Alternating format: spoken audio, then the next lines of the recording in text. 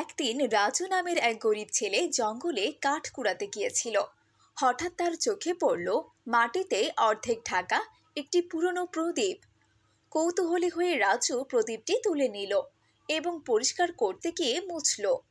হঠাৎ করেই প্রদীপ থেকে এক বিশাল দৈত্য বেরিয়ে এলো।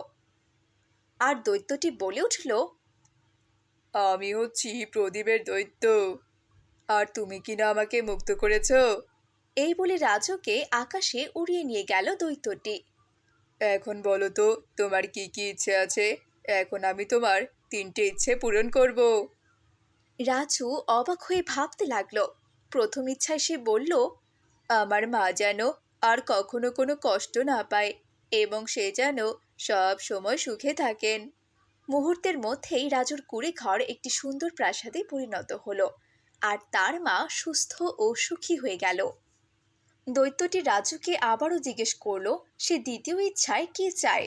তখন দ্বিতীয় ইচ্ছায় রাজু বলল, আমার গ্রামের সবাই যেন সুখী থাকে।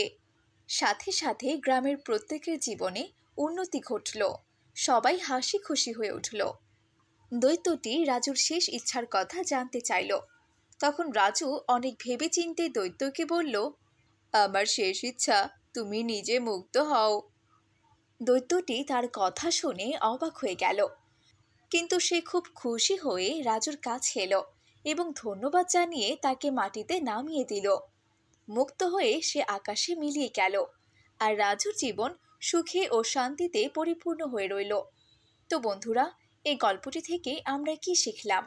এটাই শিখলাম যে অপরের কল্যাণ কামনা সবসময় নিজের জীবনে শান্তি নিয়ে আসে।